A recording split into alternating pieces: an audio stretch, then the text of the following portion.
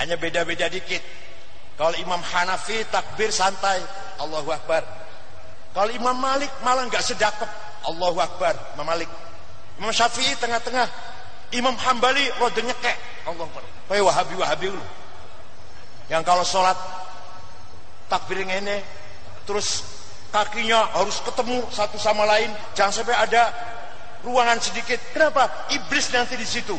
Saya alhamdulillah kalau iblis mau jamaah. Ini memang pendekatan Pak Kiai ini beda begitu ya, atau memang ada berpikir out of the box begitu? Ya, bukan begitu. Jadi memang ya itu tadi kembali ke masalah yang substansif ya. Sholat memang sunnahnya satu sama lain kakinya rapat gitu ya, jangan sampai ada tapi itu kan cuma masalah kecil. Yang paling penting suatu khusyuk, hatinya ingat Tuhan, kakinya rapat kalau hatinya ingat uang, ingat perempuan, ngapain itu? Ingat utang, ingat asuransi, kartu kredit ya, nggak ada artinya itu. Jadi kalau saya yang penting substansi. Itu satu. Kedua, itu tradisi dari Arab dibawa ke sini. Emang kalau di Masjidil Haram, Arab tuh waduh, sholat tuh harus kakinya rapat. Ya rapat ya. Nah kita di sini belum mengenal tradisi itu. Sekali lagi itu bukan masalah sangat penting. Yang penting apa? Ngerti syarat rukunnya sholat. Rukunnya sholat syaratnya sholat ada berapa? Harus Islam, harus baligh usianya ya, harus berakal, suci dari hadas shaghir, hadas kabir, suci badan pakaian tempat dari najis, harus masuk waktu, itu syaratnya. Rukunnya ada 14, takbiratul ihram, niat, berdiri bagi yang mampu, baca Fatihah ketika berdiri, ruku, tumakninah, i'tidal, sujud. Itu yang harus ngerti itu. Walaupun nggak berjenggot sah, baik sekali sholatnya kalau ngerti itu. Ya kalau berjenggot ada ruang sedikit kemudian khawatirnya kan ada iblis ikut. Iya kata mereka kalau ada ruang yang lowong, nanti iblis masuk ke situ. Ya itu kan menurut saya khawatirannya kan iblis itu menggoda sehingga sholatnya tidak khusyuk gitu mungkin Pak Kiai. Iya, saya jawab dengan ringan saja kan ya. Ya saya alhamdulillah kalau ada iblis mau sholat. Iya kalau sholat yang ada menggoda aja itu gimana? Pak Kiai ini ringan saja memang yang melihatnya. Yang paling penting itu sholat bukan hanya lahiriah, ya, bukan hanya simbol yang harus diperhatikan, tapi hatinya harus diperhatikan. Ada banyak esensi yang lain gitu ya. Betul. Baik, Pak Kiai, kalau kembali lagi nih ke kesibukan sebagai Ketua Umum PBNU ya, itu yang pertama kali ketika Pak Kiai terpilih kembali untuk periode yang kedua, apa yang dilakukan? Ya, rapat informatur, kemudian melengkapi kepengurusan. Dan alhamdulillah sudah dikukuhkan oleh Wakil Presiden Pak Yusuf Kala di Masjid Istiqlal.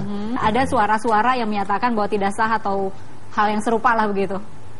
Yang saya tahu semua kiai-kiai tua, kiai-kiai sepuh ya, seperti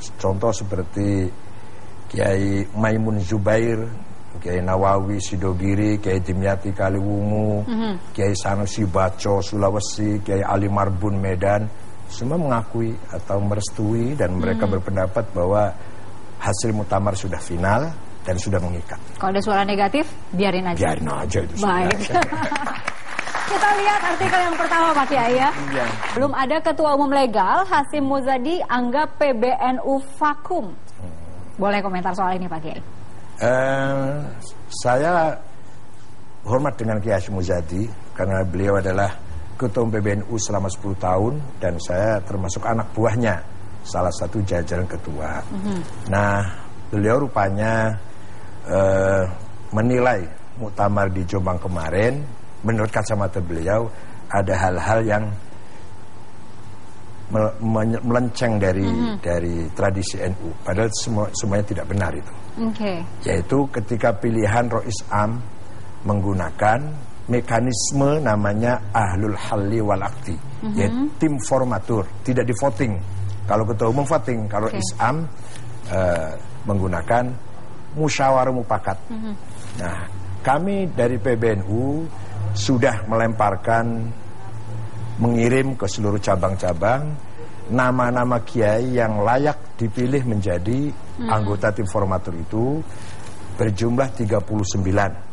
dari seluruh Indonesia. Sudah barang tentu yang paling banyak ya Jawa, sudah barang tentu. Nah, peserta muktamar begitu registrasi menyetorkan nama 9 yang mereka pilih. Nah, dan hasilnya yang paling tinggi adalah Kiai Ma'ruf Amin, dan seterusnya. Terkumpullah nama 9 pilihan dari para utusan seluruh cabang-cabang. Dan itulah para 9 ulama 9 itulah yang menjadi ahlul halli wal aqdi, yang memiliki otoritas memilih Rois Am, baik dari salah satu anggota tim 9 atau dari luar anggota tim 9. Nah, tim 9 ini memilih Kiai Haji Mustafa Bisri. Akan tetapi dengan tawaduknya Kiai Mustafa Bisri, dengan akhlaknya yang mulia, dengan tradisi kiai pesantren yang luhur, beliau mengundurkan diri dari Rois Am itu.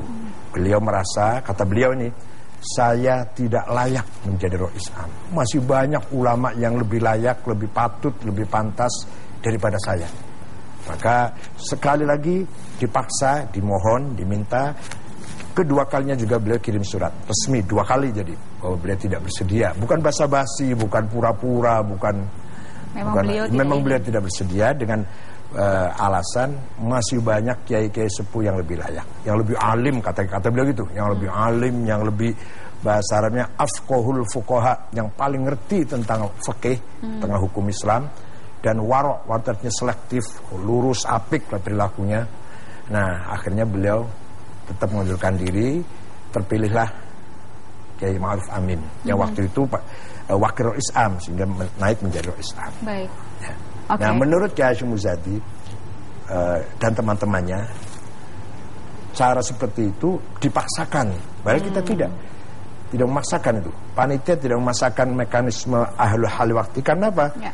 Karena sudah keputusan Munas, Musyawarah Nasional yang dihadiri oleh seluruh pimpinan wilayah plus kiai-kiai pesantren. Baik. Namanya Munas Kombes namanya. Mereka sudah menerima semua, tidak ada yang menolak. Ya. Singkat cerita, tidak benar bahwa PBNU vakum begitu ya? Tidak benar, tidak benar. Kami sudah diterima Presiden Jokowi, sudah dikukuhkan oleh Wakil Presiden, sudah mulai rapat-rapat, dan seterusnya. Baik, yang itu sudah dikonfirmasi oleh Ketua Umumnya langsung. Iya, baru saya